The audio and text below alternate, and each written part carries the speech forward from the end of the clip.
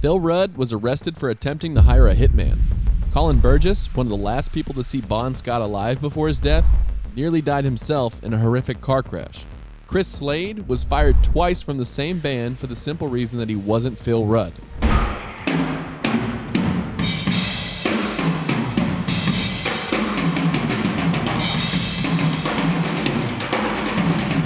This is the story of AC/DC's drummer curse. And it started on a quiet morning in New Zealand.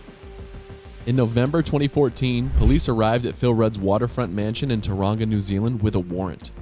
The charge sends shockwaves through the rock world, attempting to procure the murder of 2 men. This isn't tabloid gossip. Rudd faces charges including threatening to kill and possession of shady substances. If convicted on the murder for hire charge, he's looking at up to 10 years in prison. The next day, authorities dropped the murder charge due to insufficient evidence. AC/DC's drummer Phil Rudd has had a charge of attempting to arrange a murder dropped in New Zealand. A day after the 60-year-old's court appearance there sparked headlines worldwide, prosecutors said there was insufficient evidence to proceed with the charge of attempting to procure murder. But Rudd still faces the other charges. He's eventually sentenced to 8 months of home detention. Fans around the world start asking questions. How does the drummer who helped create Highway to Hell, Back in Black, and For Those About to Rock end up arrested for allegedly trying to hire a hitman? And more importantly, is Phil Rudd just one more victim of what fans call the AC/DC drummer curse? Let's rewind to where this whole thing started. 2 Scottish brothers, Malcolm and Angus Young, formed a new band in Sydney, Australia back in 1973. They called it AC/DC.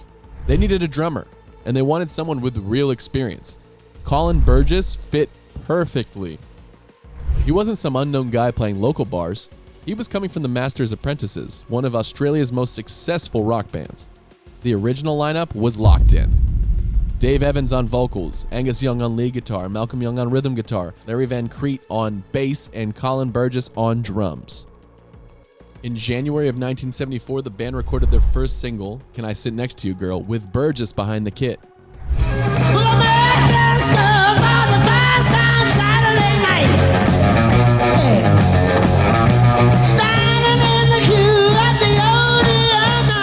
Then, just 1 week later, everything fell apart.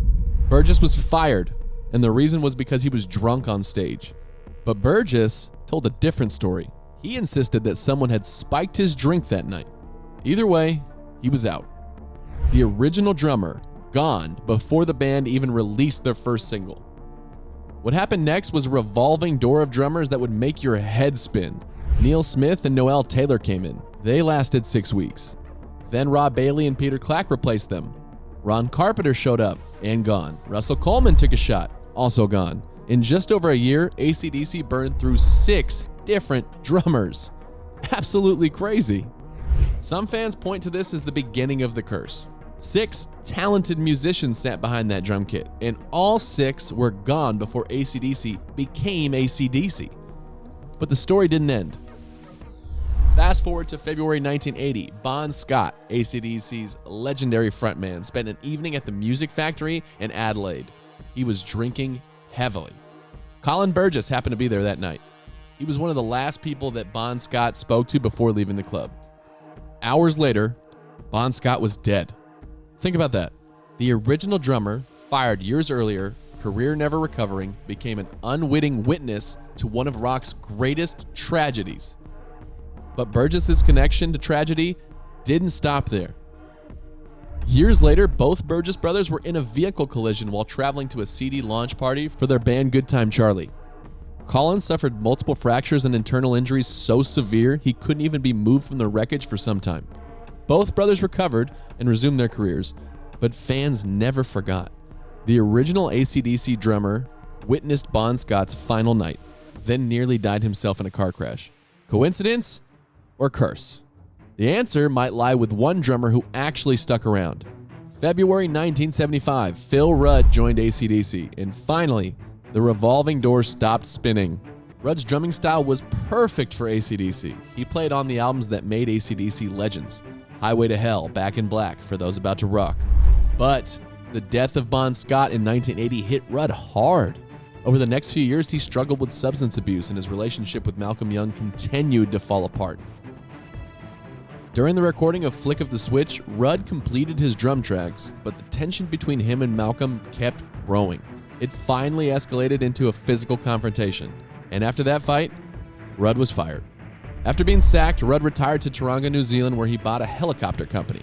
For over a decade, he was done with rock and roll. He raced cars, ran his helicopter business, and tried to put AC/DC behind him. But in 1994, something unexpected happened. AC/DC wanted Phil Rudd back. The band welcomed him back after Chris Slade's term as a drummer. The band praised Slade for his performance and technical ability, but maintained that a certain groove had been missing from AC/DC's music since Rudd's departure in 1983. The reunion seemed magical. Rudd played on Ball Breaker, Stiff Upper Lip, and Black Ice. Black Ice became the band's biggest hit on the charts since For Those About to Rock, We Salute You in 1981. But Rudd's demons never left. In 2010, Rudd was convicted of possessing 25 grams of green stuff on his boat in Taronga, New Zealand. Then in 2014, he was arrested. When interviewed about Rudd in November 2014, Angus Young said, "He's got to sort himself out. At this point, it's kind of a question mark. He's a great drummer, and he's done a lot of stuff for us, but he seems to have let himself go. He's not the Phil we've known from the past." The man who was supposedly indispensable to AC/DC's sound found himself sidelined by his own chaos. But there was another drummer caught in the same trap. After Phil Rudd's departure, AC/DC found Simon Wright, a young British drummer who had just turned 20. Wright played on 3 albums with AC/DC, Fly on the Wall, Who Made Who, and Blow Up Your Video. But after 6 years with the band, Wright wanted out. He felt trapped. AC/DC's style didn't give him room to really show what he could do as a drummer, so in 1989, he left to join Dio, another rock band. Now AC/DC needed another drummer.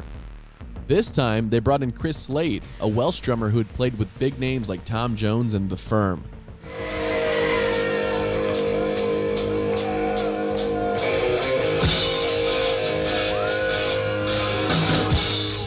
At first, Slade was only hired temporarily. But during the recording of the Razor's Edge album in 1990, the band asked him to stay permanently. By all accounts, Slade gave AC/DC everything they needed. But there was a problem nobody talked about. In 1994, Slade was working on demos for their next album, Ball Breaker. Then Malcolm Young called. He told Slade it wasn't about anything he did wrong. They just wanted to try working with Phil Rudd again. Slade said, "That's me out then. I'm gone." Malcolm wanted to keep Slade as a backup in case things didn't work out with Rudd. When asked later if he felt insulted, Slade said, "Sort of, yes. I wasn't very happy about it. Who would be, right?" Slade walked away. Jump ahead to 2015. Phil Rudd's legal troubles kept him from touring with AC/DC for the Rock or Bust album. On February 7th, 2015, Slade was photographed with the band at an album signing. AC/DC made an announcement. Chris Slade will be on drums for the upcoming Rock or Bust World Tour. Slade came back.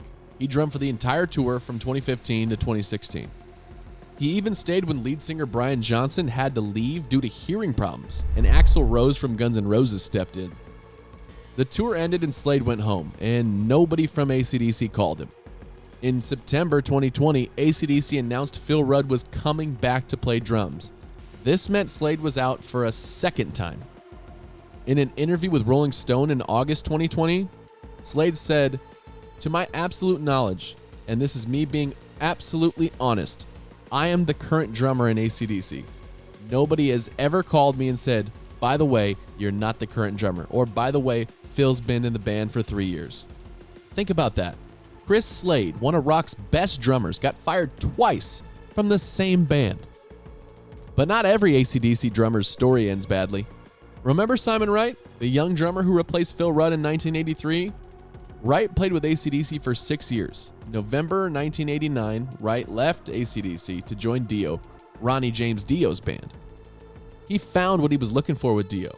He had a successful career with them and other bands. Unlike most AC/DC drummers, Wright didn't fall apart after leaving. His career didn't crash, and he didn't end up in legal trouble or fade into obscurity. Maybe it's because he left on his own terms. Maybe it's because he got out before the pattern could catch him. Or maybe he was just lucky. But Wright's escape raised a bigger question. Why did so many drummers struggle to survive in AC/DC? There's one reason behind it. Malcolm Young vision. Chris Slade said it was Malcolm's band. He ran the show musically and any other way, I suppose. Slade also said Malcolm was a genius guitarist, the best rhythm player I have ever worked with. But that genius came with strict rules. Malcolm Young knew exactly what AC/DC should sound like, and he wouldn't compromise. Malcolm wasn't just the rhythm guitarist. He was the architect of every song. He controlled the arrangements, the tempo, and the feel. If something didn't fit his vision, it didn't make it into the song.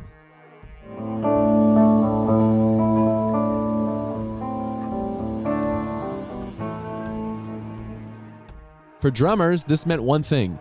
You played what Malcolm wanted, how he wanted, or you were out.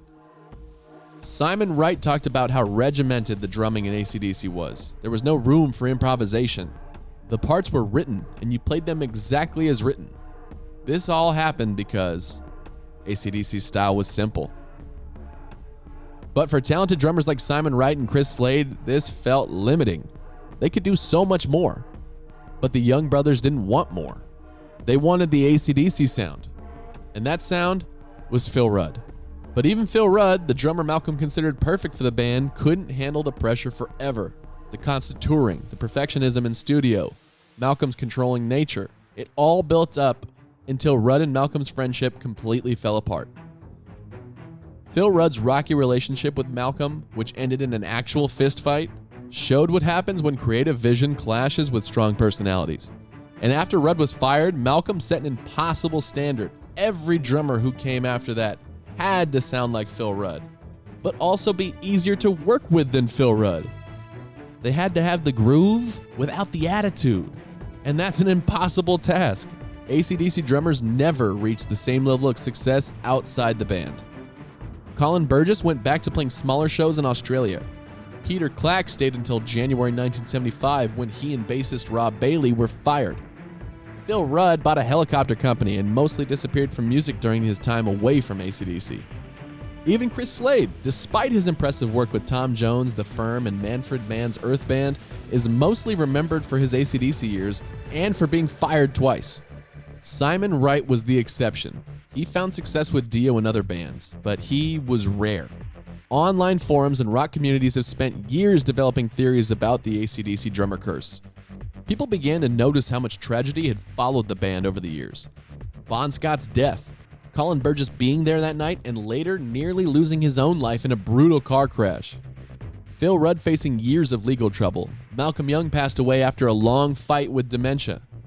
And somehow, no matter where the story started, it always seemed to lead back to whoever was sitting behind the drums. Others looked at the hiring and firing pattern. Why did AC/DC keep going back to Phil Rudd despite his obvious problems? Why did good drummers like Chris Slade get treated so badly? Some fans believed that there was something about the intense pressure of being in AC/DC that broke people. The perfectionism and constant comparison to Phil Rudd. The most cynical theories said there was no curse at all. Just the Young brothers' impossibly high standards and love for one specific drumming style. Anyone who didn't fit the Phil Rudd mold got thrown out, no matter how talented they were. But there's another angle to consider. Money. AC/DC is one of the highest grossing rock bands in history. They've sold over 200 million albums worldwide. Their tours make tens of millions of dollars. When Phil Rudd plays drums, fans feel like they're getting the real AC/DC, and that translates to ticket sales. Chris Slade might be technically superior. He might be more reliable, but he's not the drummer fans associate with Back in Black and Highway to Hell. That's the brutal truth behind the so-called curse. It was never about supernatural forces or bad luck. It was about a band that valued one specific sound over the people that created it. Sometimes, the musicians who create legendary music are forgotten the moment they leave the stage. And other times, they're fired twice for the crime of not being someone else. But what feels even worse is the time when artists predict their own death. Check out our video on this right here.